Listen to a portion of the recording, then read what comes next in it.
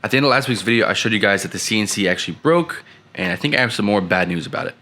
I told you guys that we broke one of the couplings. That's what they're supposed to look like on the X-axis, and that once we order a new one, we'd be good. Oh, come to find out, when I put this new one on and try to turn the machine on, it was still throwing an error for the X-axis. After tons and tons of testing and contacting the manufacturer, we figured it was a dead motor. Now, most likely the motor actually isn't dead, because all it is just, you'd have to burn up the windings on the inside of the motor to do that.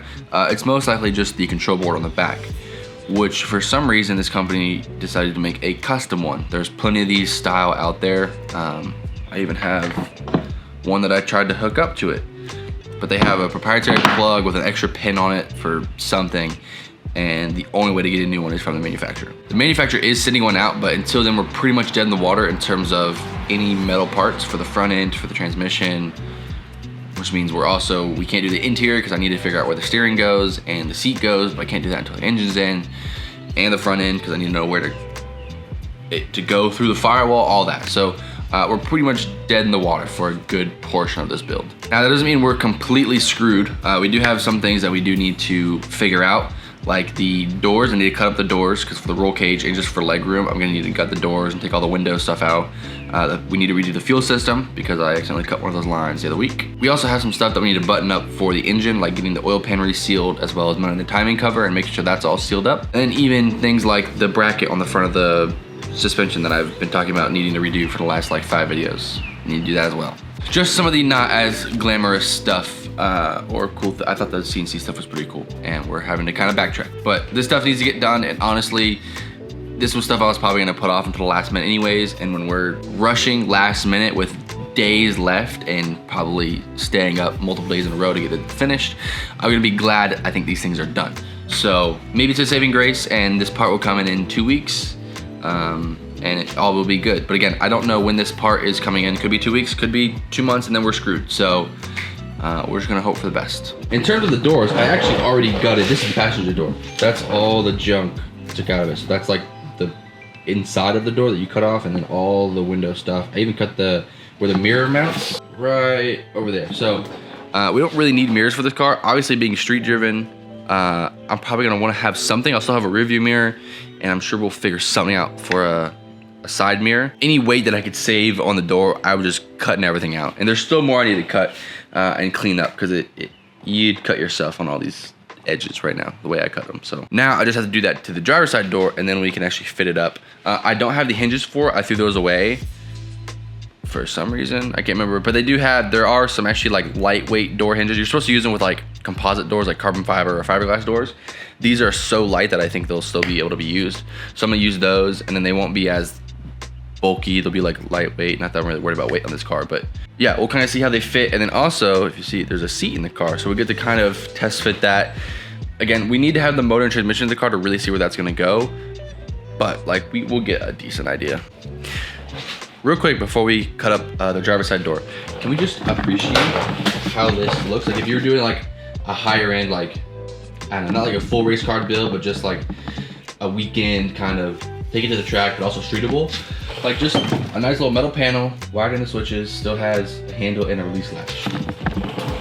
Very similar to like, I took the little pull strap for the handle, like GT3 cars, like Porsche GT3, they have little like red pull straps. I don't know, I thought that was kind of cool, just the way it looked. When it was actually on the car, it looked better, so.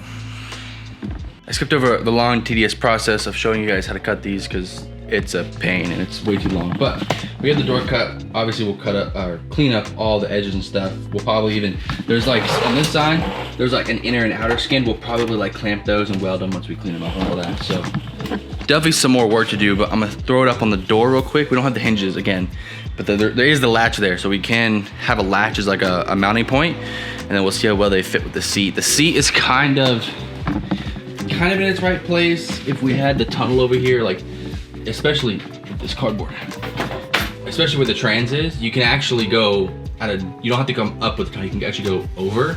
So I think there's enough room for where it's sitting right now. But my ultimate goal, and what we'll probably get into a little bit later in this video or another video, is I think from this piece of the floor or frame right here to that side, we might add a brace, and then we'll take this bracket off. and then just have the side L brackets, and then it'll mount there. But the seat is definitely not the main concern right now, so I'm gonna throw the door up and we'll see how it fits. Also, one benefit of all this is now these things are super, super light, carry with one hand. Now, it's not the easiest thing in the world. The carbon fiber or fiberglass ones are definitely lighter, but like you couldn't, this thing weighed probably 3 times as much with all that stuff in it, so.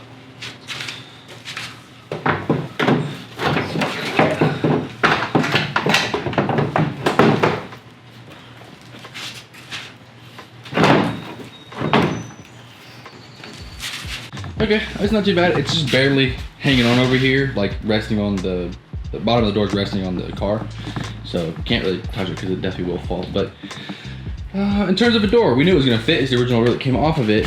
So now we're gonna go check the other side and see how much room we have with the seat, which, considering it's so far back now, it almost doesn't even really matter. We got a light real quick so you guys can see a little bit better, but there's, I mean, plenty of room between the door and the seat for the cage. Also just like leg room up here, just the way I have to sit. Normally, even before I did all this to the car, where, you know, I'm cutting more out of the car, but I actually have less room. I already had my legs are so long for such a short seating area.